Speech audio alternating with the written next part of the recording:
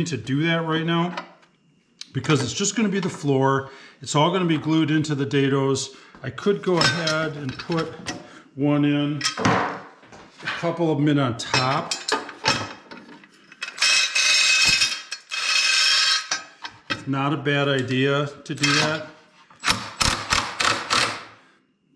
Put another one in.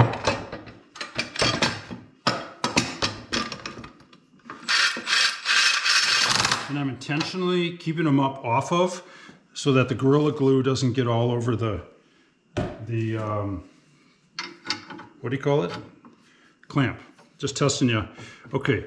Otherwise, if this was a tabletop, for instance, then I would go down all the way to the surface, and I'd even put some downward pressure on it so she can't kick up. Other than that, that's it.